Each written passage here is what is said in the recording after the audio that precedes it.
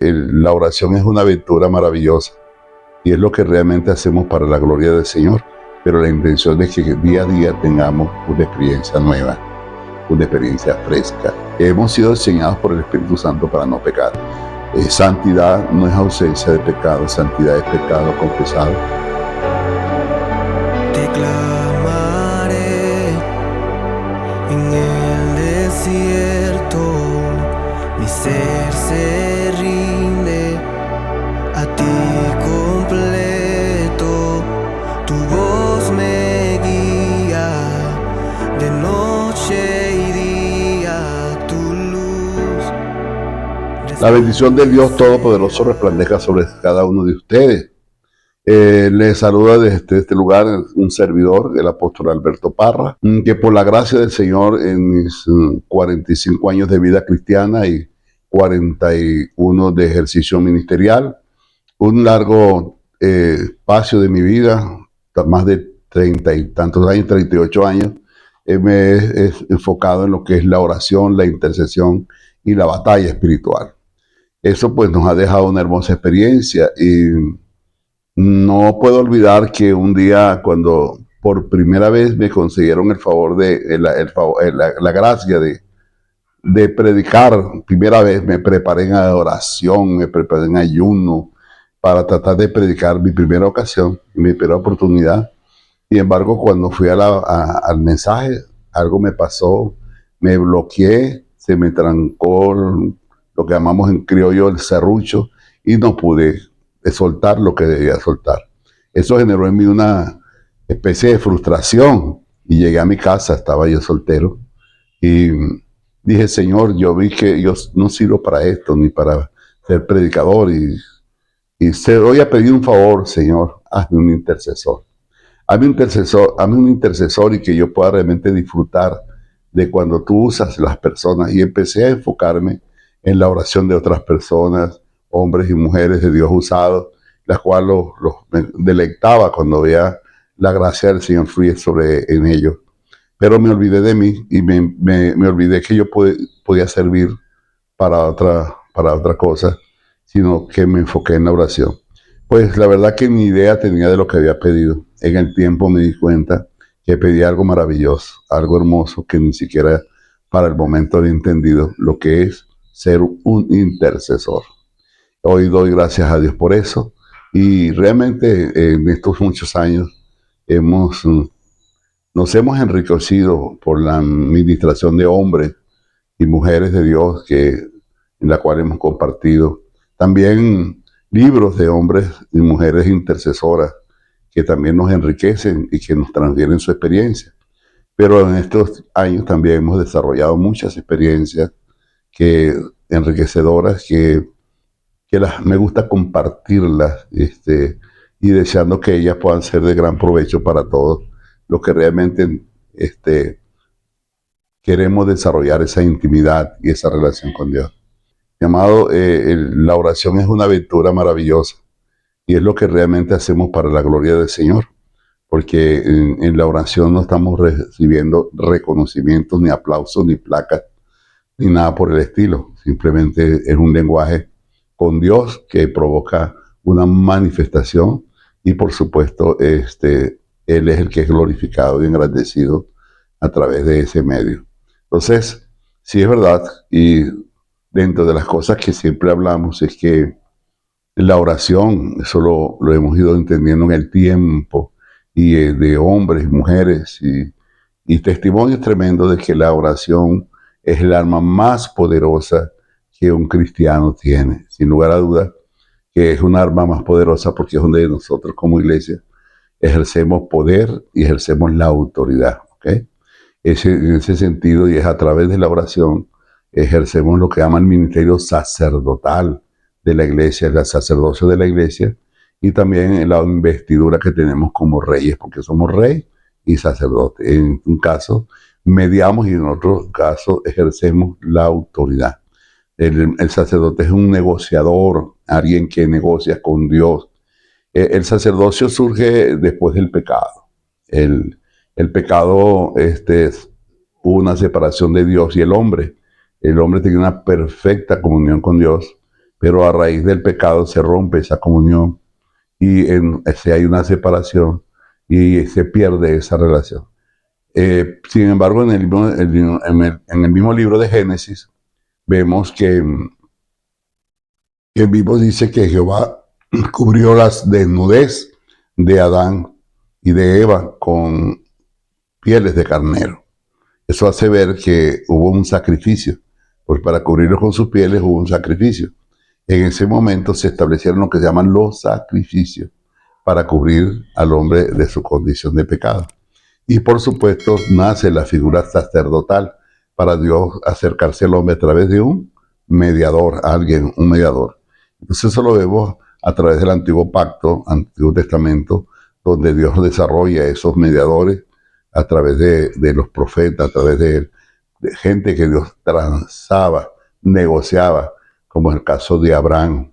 Abraham que habla, que Dios lo llamó y dijo que en ti bendeciré las familias de la tierra, y lo levanta como un intercesor. Uno de los escenarios que vemos en él es cuando iban a destruir a Sodoma, y él empieza a negociar con Dios y le dice: Señor, si hay 50, si va bajando la cuenta, 40, 10, para librar realmente a esa ciudad de la desgracia, ciudad del juicio de Dios para el momento, de Sodoma y Gomorra. Sin embargo, la oración intercesora pues libró por lo menos a su sobrino y su familia, pero él negoció.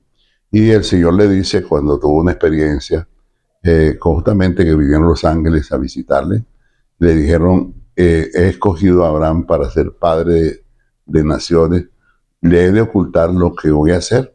Entonces vemos que el intercesor es alguien que negocia, un negociante.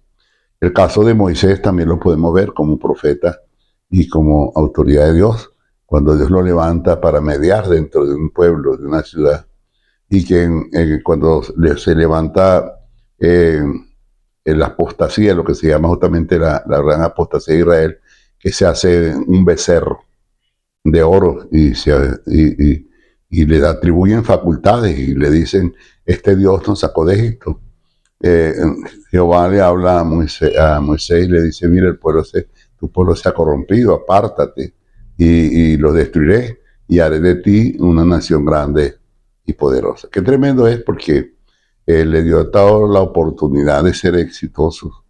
Él le dio la oportunidad de alcanzar, imagínense, que haré de él una ciudad grande, ¿no? Cualquier persona pues se le levanta el ego y dice: oye, yo mismo soy. Si en el caso de Moisés no estaba enfocado en él, sino estaba muy enfocado en lo que Dios quería hacer a través de él. Esta palabra una vez me la mostró el Señor en un tiempo de oración. Me dijo: te voy a mostrar el secreto de mis grandes hombres. Y me dio este código que quiero compartirlo también con ustedes, el secreto de los grandes hombres. Ahí incluimos, por supuesto, a la mujer. Y me dijo: mira, Moisés, le di la oportunidad de ser una persona de éxito. Sin embargo, no estaba enfocado en su realización, en su éxito.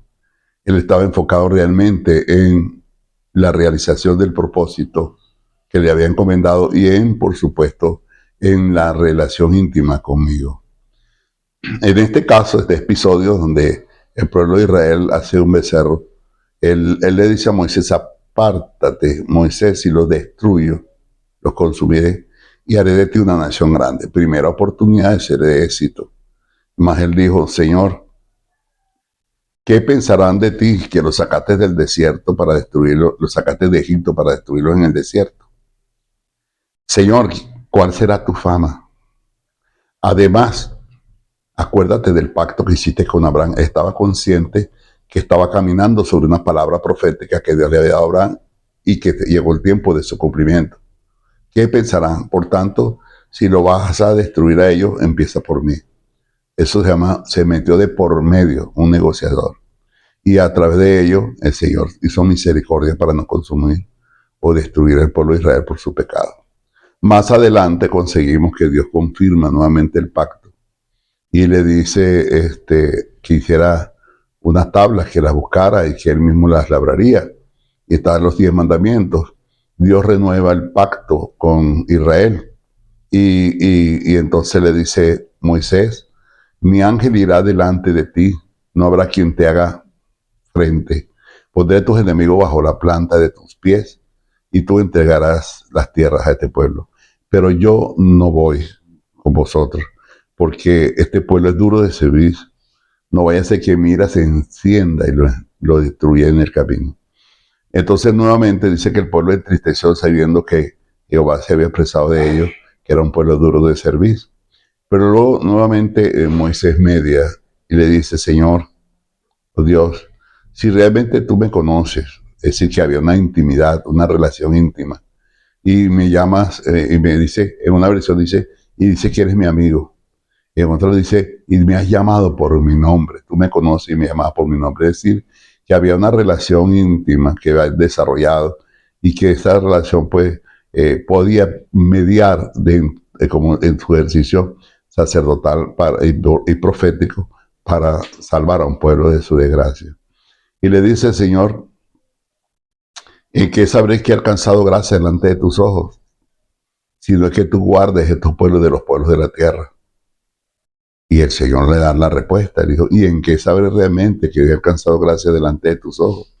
Y le dice, entonces dice, de que tu presencia vaya con nosotros. Señor, si tu presencia no va con nosotros, no me saques de aquí, yo no voy.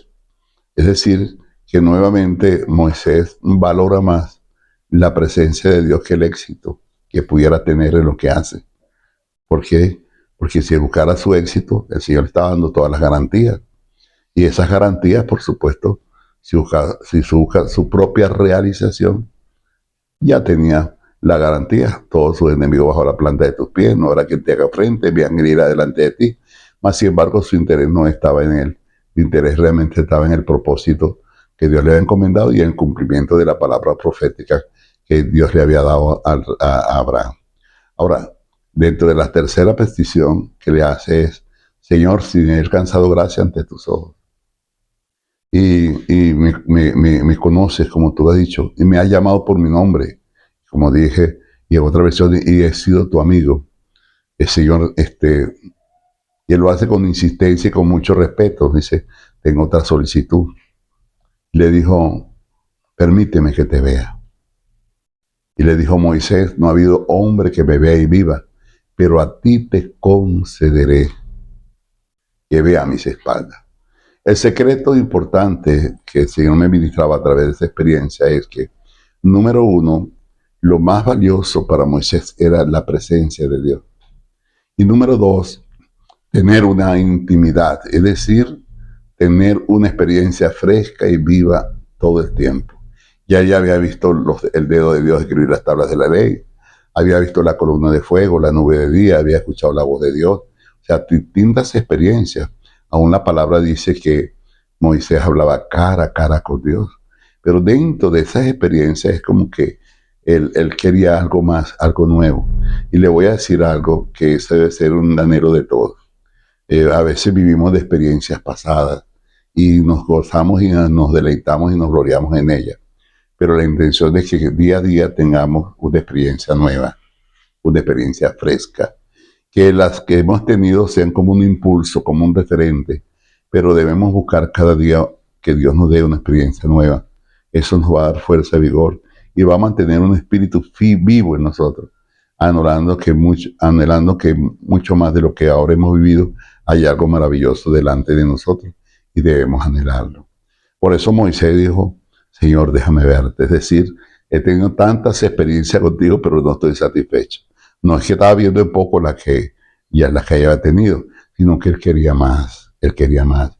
Y esa motivación debe estar en nuestro corazón. Wow, Señor. Y el Señor le permitió, no hay hombre que me vea y viva, pero le concedió la gracia de poder ver sus espaldas. En alguna otra ocasión le voy a explicar de qué quiere decir las espaldas, ¿ok? Pero sí quiero decirles algo, que esto no está en las Escrituras, pero sí les voy a hablar de experiencias con Dios. Moisés logró su sueño de ver a Dios, pero como dice la palabra, no hay hombre que me vea y viva. El día que Moisés vio a Dios, ese día partió de esta tierra. Es decir, que el Señor en la forma de él partir de esta tierra permitió satisfacer ese anhelo de Moisés. Entonces Moisés tuvo su experiencia genuina con Dios el día que él partió. ¿Okay? Fue una experiencia que lo llevó a la presencia de Dios. Por eso siempre hemos visto a través de las escrituras que la partida de Moisés fue un misterio, que se perdió en las montañas y una serie de cosas que cada quien le ha dado su propia interpretación, pero sí entendemos que su palabra se cumplió y Dios se le manifestó y logró satisfacer su gran anhelo y deseo de esa experiencia con Dios. Entonces, ese es uno de los secretos.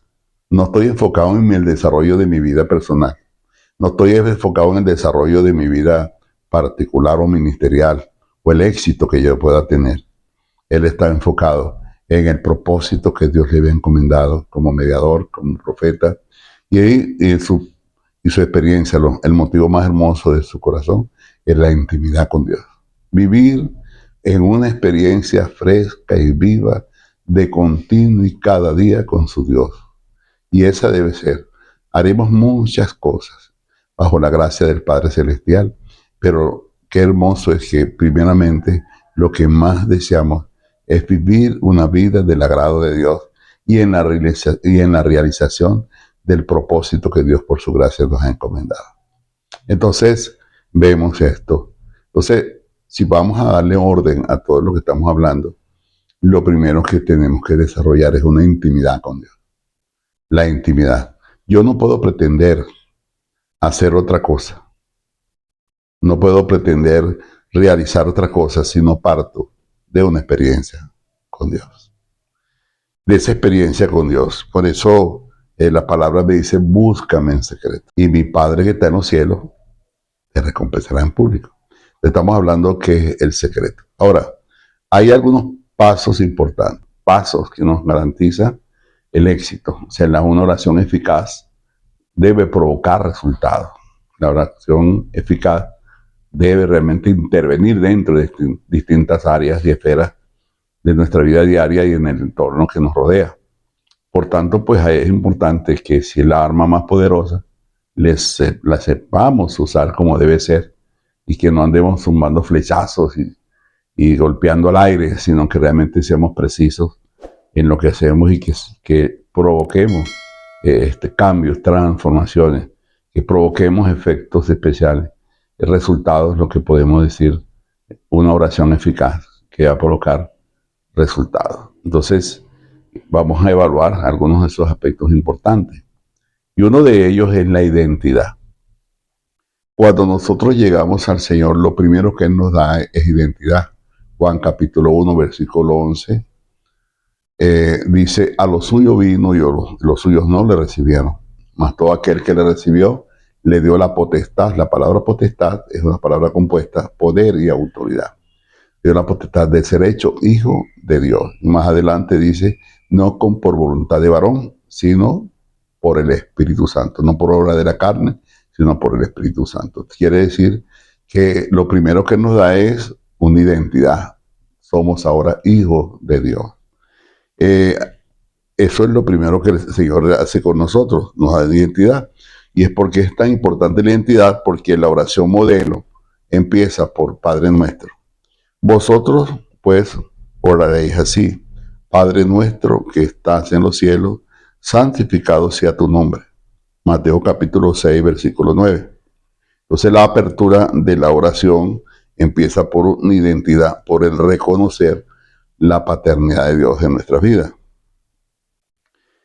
El Señor en su gracia nos da esa identidad, ya lo señalé a través de Juan, en Juan capítulo 4, versículos 23 al 24, dice más, la hora viene y ahora es cuando los verdaderos adoradores adorarán al Padre en espíritu y verdad.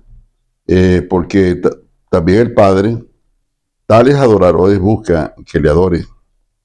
Dios es espíritu y los que le adoran en espíritu y en verdad es necesario que le adoren.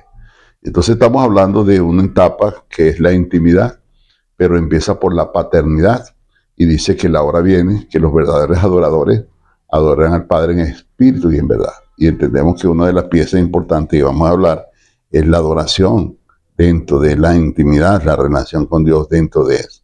Entonces, paso el primer paso de entender quién realmente soy, un hijo de Dios. Esta parte es importante. Hay veces nos cuesta pronunciar la palabra Padre. En muchas ocasiones porque venimos marcados de un pasado de padres disfuncionales, padres maltratadores verbales y físicos, o tal vez la ausencia de un padre, o a pesar de todas las cosas, nuestros padres hicieron lo mejor que pudieron por nosotros, pero no logramos satisfacer nuestras demandas y cada uno de nosotros venimos con vacíos emocionales. Y por supuesto también es lo que llamamos la orfandad. Será un punto que más adelante vamos a ampliar, seguro que sí, a través de estos medios y en este mismo canal. Quiero compartir justamente en el marco de lo que estamos hablando, Gálatas capítulo 4, versículo 4 al 7. Dice, por cuanto vino el cumplimiento del tiempo, Dios envió a su Hijo, nacido de mujer y nacido bajo la ley, para que redimiese a los que estábamos bajo la ley, a fin de que recibamos la adopción de hijos. Y cuanto somos hijos, Dios envió a vuestros corazones el espíritu de su Hijo, el cual clama Abba, Abba Padre. Así que ya no eres esclavo, sino hijo. Y si hijo, también heredero de Dios por medio de Jesucristo. Entonces, ese texto nos hace ver que a través de la adopción nosotros podemos decir Abba, Abba Padre. Y algo interesante, cómo yo certifico que soy hijo de Dios, porque se me dio su espíritu. El espíritu del Hijo, el Espíritu Santo de Dios, el espíritu del Padre. Juan capítulo 17, cuando Jesús ora, dice, la gloria que me diste te la he dado a ellos para que te conozcan a ti, a ti, al Dios verdadero y a tu Hijo, al cual es enviado. Entonces, el Espíritu Santo es el Espíritu del Padre, el Espíritu del Hijo. Es la manifestación de que somos sus hijos, porque nos dio su Espíritu. En Romanos capítulo 8, en el versículo 16 al 17, también dice así, el Espíritu mismo da testimonio a nuestro espíritu que somos hijos de Dios.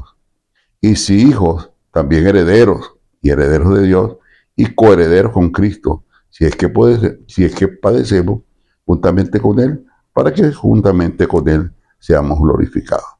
Nuevamente reafirma la gracia del Señor que nos permite justamente.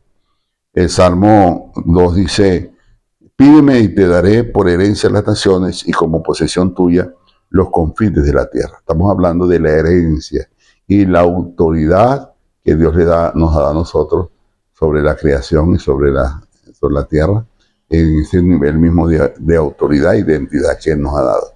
Y hay algo bien interesante también que lo podemos conseguir allá en lo que es Primera de Juan capítulo 3, cuando el apóstol Juan dice, mirad cuál amor nos ha dado el Padre de ser llamados hijos de Dios. La palabra mira es un enfoque. Hay una cosa es ver y otra cosa es mirar. Mirar es enfocarnos en algo muy particular. Por eso los rifles, las armas, tienen algo que llaman la mira, que es una piecita delante en los cañones, por decirlo así, que permite enfocar para darle al punto perfecto. Cuando el apóstol Juan dice, mira, enfócate en lo importante, lo relevante, enfócate. Y nos hace ver que dentro de las cosas más valiosas debemos enfocar es que somos hijos de Dios.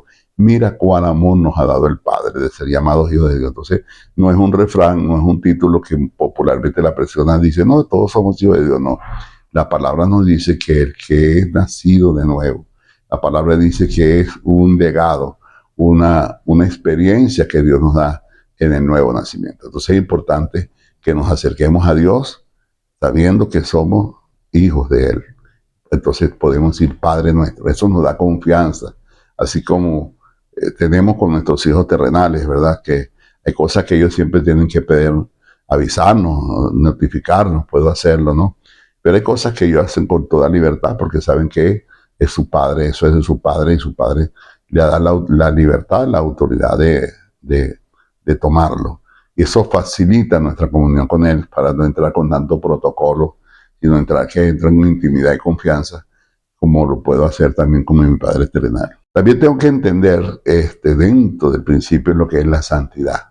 ¿Qué es lo que es la santidad? Cuando Dios te hace su hijo, Él dice allá en el libro de Efesios que nos sella con su espíritu para el día de la redención. La palabra sellar es separarte. Santidad no tiene que ver con aureola, con ese esquema religioso que nos han transmitido, donde se le atribuye a una persona esas facultades de santo. Eso se respeta y no está dentro de la posición bíblica. Pero cuando vamos a la palabra santo es separado, separados para Dios, ser santo. Entonces ser santo, ser separado. Entonces nos da una identidad y en esa identidad nos da santidad. ¿Ok? Porque ahora somos santos porque nuestro Padre que está en los cielos es santo. Y esa santidad, dice allá 1 capítulo 5, versículo 18, sabemos que todo aquel que es nacido de Dios no practica el pecado. Esta parte quiero hacer un poquito de énfasis. La santidad es una posición que Dios me da a través del nuevo nacimiento. Cuando yo soy nacido nuevo, nazco de nuevo, soy una nueva creación, nueva criatura eres. Y dentro de eso se me da un espíritu, el Espíritu Santo de Dios, que forma parte de esa nueva creación, de esa creación de Dios, y que es la evidencia de que somos hijos de Dios. Pero ese nuevo nacimiento que me da identidad también me da una posición de santo. Soy santo porque Él me da una posición de santo. Esta parte es bien interesante porque esa santidad no la estás alcanzando por tu propio esfuerzo, ni la estás alcanzando por tus propios medios, sino que el nuevo nacimiento te da una posición de santo. Entonces, esa parte que no es por mis obras, sino Él. Ahora, cuando yo tengo mi identidad de santo, hay algo que a veces nos preocupamos. Tal vez en alguna ocasión yo voy a ampliar un poco más este detalle, pero ahorita lo quiero dejar. He dicho, entre las cosas, es que la santidad tiene varias etapas. La santidad posicional y la santidad progresiva y la que yo llamo definitiva. La santidad posicional te la da el nuevo nacimiento. La santidad progresiva es el tiempo, toda la vida, persuadido que el que empezó en nosotros la obra la ha de terminar. Entonces ese es un trabajo de toda la vida. Estamos dando nuestro último resuello en esta tierra y el Señor está perfeccionando su obra en nosotros. Eso nos lleva toda la vida. Esa se llama santidad progresiva. Entonces tenemos la santidad que me da la posición de santo y la santidad progresiva que es el desarrollo de mi vida, que cuando aprendo a vivir bajo los principios y preceptos del Señor Jesucristo.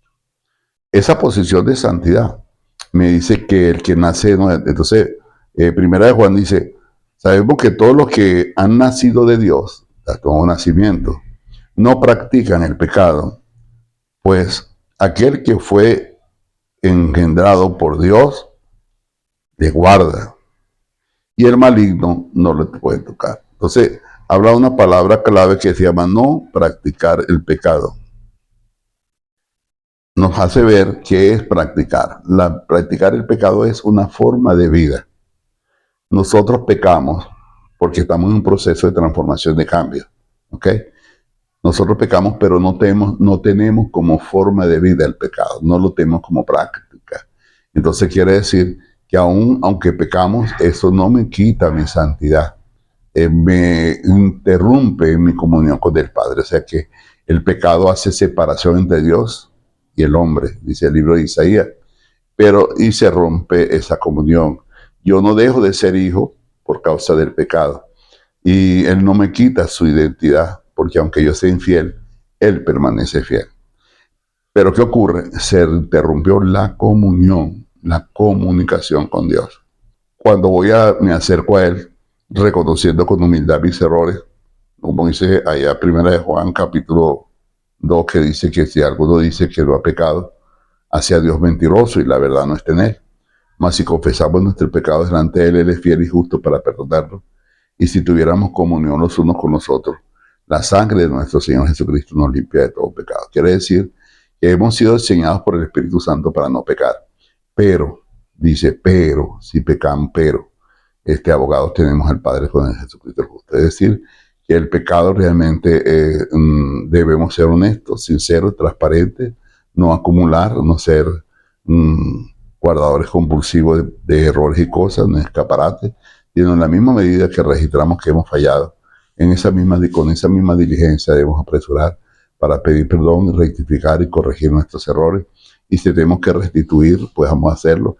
Y si tengo que buscar a mi líder o mi pastor para que me restaure, dependiendo de la situación que me haya envuelto, voy a buscarlo, pero sigo viviendo en santidad porque no soy practicante del pecado. Yo quiero vivir en una continua relación con Dios. Entonces, el pecado interrumpe la comunión con Dios y eso tenemos que superarlo. ¿Okay? Dice 1 Juan, capítulo 1, justamente 9, dice, si confesamos nuestros pecados, Él es fiel y justo para perdonarnos nuestros pecados y limpiarnos de toda maldad. Si decimos que no hemos pecado, la verdad no está en nosotros y la palabra no está en nosotros. Somos mentirosos.